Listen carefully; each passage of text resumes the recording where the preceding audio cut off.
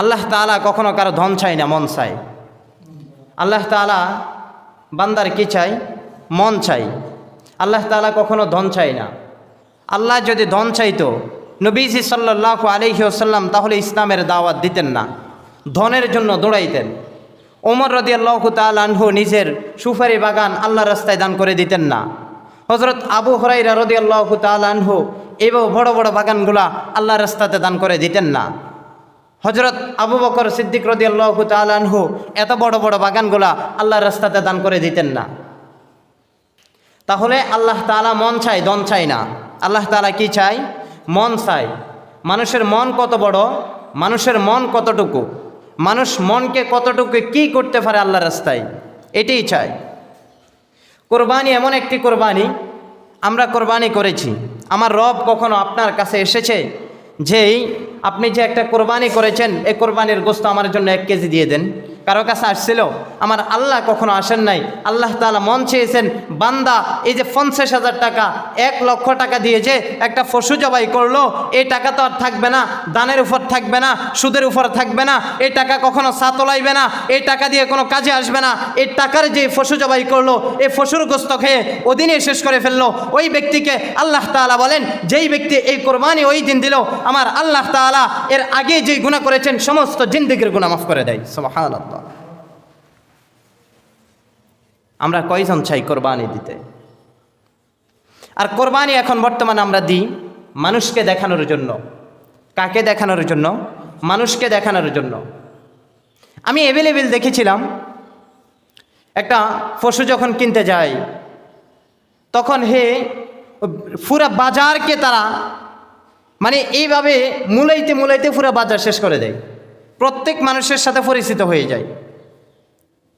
আমি যখন ওই দিন একটা হাট বাজারে গেলাম তখন দেখলাম একজন ব্যক্তি কি করলো, এক পাশ দিয়ে গেল, ওইখানে গিয়ে একটা গরুর কাছে গেল। যাওয়ার পরে মালিককে বলতেছেন, ভাই গরুটা অত্যন্ত সুন্দর। বলল, ভাইজান এই গরুটা কি আপনার? বলল, জি। আপনি কত টাকা দাম চাইতেছেন? তবে এর আগে একটা কথা বলে দিই, আমি গরুটা কেনার জন্য এসেছি, আমি বাজারের এই কর্নারে এসেছি, আমি সামনে আর যাব না, আপনার পশুটা নিয়ে যাব ইনশাআল্লাহ। তবে আপনি আমার থেকে একটা ন্যায্য পরিমাণ টাকা বলবেন, যেটা বাজার অনুযায়ী আপনি বলতে হবে। তখন এবার ওই ব্যক্তি বলেছেন যে, ভাই আপনি তো পশুটা কিনতে এসেছেন, গরুটা কিনতে এসেছেন, আমার এই গরুটা আমি 65,000 টাকা হলো বিক্রি করব। তখন উনি বলতেছেন, ভাই 65,000 টাকা থেকে 5,000 টাকা কম নেন, আমি 60,000 টাকা দিয়ে এই গরুটা নিব। বলল, ঠিক আছে। এই ঠিক আছের মাধ্যমে এই গরুটা বিক্রি করেছেন। যেই ব্যক্তি হাসিল কাটতেছে ওই ব্যক্তি বলেছেন গরুটা নিয়ে মাইকের কাছে যাইতেন, বলছেন আমার কথাটা মাইকে ঘোষণা দিলে আমি হাসিল কাটবো না, অল বিচার নিয়ে বসেন। তখন এই লোকটা তাদেরকে 500 টাকা এইভাবে হাসিল দিয়ে দিয়েছেন, ওইখানে 300 টাকা হাসিল কাটতেন। এই 500 টাকা দিয়ে বলছেন, ভাই কাউকে কিছু বলবেন না, আমি এই পশুটা কিনেছি আমার আল্লাহর জন্য, এই পশুটার জন্য এবং আমার জন্য দোয়া করবেন যেন এই গরুটা কোরবানির দিন পর্যন্ত জীবিত থাকেন এবং আমি যেন আমার এই আদরের কোরবানির গরুটাকে আমি নিজ হাতে জবাই করতে পারি। সুবহানাল্লাহ। এখন আমরা কি করি? জুমার নামাজও নাই, জুমার নামাজটাও পড়ে না, জোহরের নামাজটাও পড়ে না। ফজরের সময় তার ওয়াইফকে বলে জামা কাপড় যা আছে সব কিছু রেডি করো। গোসল করলো, গোসল করার পর দৌড়াই চলে গেল বাজারে। যাইয়া এইভাবে এক একটা গরু মুলাইতেছে, একটা গরুর দাম আছে 1.5 লক্ষ টাকা। এই লোকটা নিয়ে গেছে মাত্র 40,000 টাকা। 40,000 টাকা দিয়ে একটা গরু কিনবে আর 1.5 লক্ষ টাকা দিয়ে গরু মুলামুলি করতেছে। এইভাবে সকাল থেকে সন্ধ্যা পর্যন্ত মুলাইতে মুলাইতে এই ব্যক্তি আর কিনতে পারে নাই। লোক তাকে বলতেছে অনেক ধনী ব্যক্তি। এখন এই লোকটার জন্য অত্যন্ত অনেক সুন্দর একটা যখন গরুর সামনে আনলো, বললো যে না আমি আর এখন এত বড় গরু নিব না, ছোটোখাটো একটা নিয়ে যাব। তো এই জন্য বলবো সর্বপ্রথম নামাজ পড়ে আপনি যখন হাট বাজারে যাবেন, যাওয়ার পর আপনি আপনার মতো করে একটা পশু ক্রয় করবেন। আর এই ক্রয় করতেছেন একমাত্র আল্লাহর জন্য, একমাত্র আল্লাহর জন্য। আর মানুষ এখন কি করে, একটা পশু জবাই করলো, 1 বছর গরুর গোশত রাখে। কয় বছর?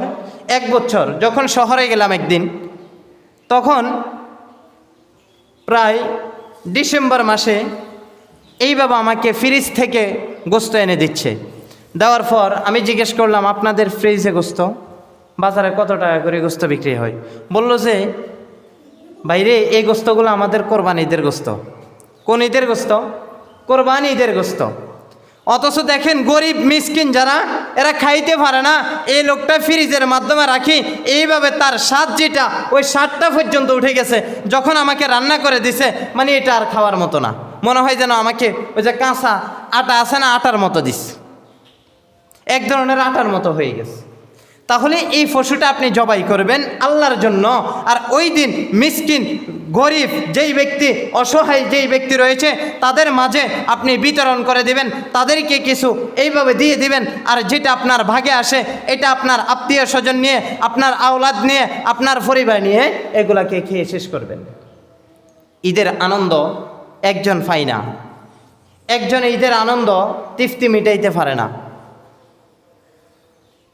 যখন আপনারা হাট বাজারে যান, আচ্ছা বলেন তো, আমরা গিয়েছিলাম পশু কেনার জন্য, গরু কেনার জন্য।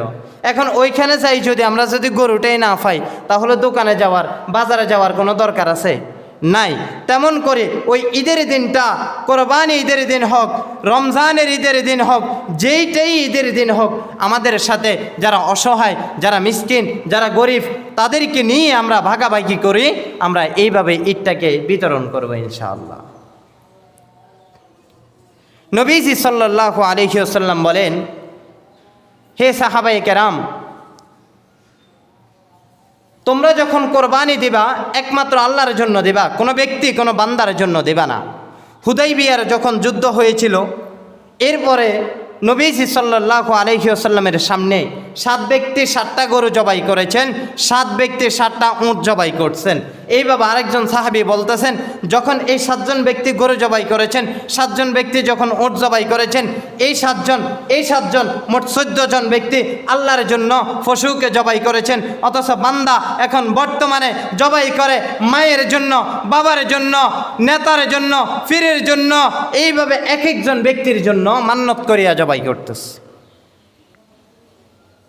আল্লাহ তাআলা যেন আমাদেরকে এই সমস্ত আযাব থেকে, এই সমস্ত কাজ থেকে আমাদেরকে হেফাজত করেন। সকলে বলি আমিন।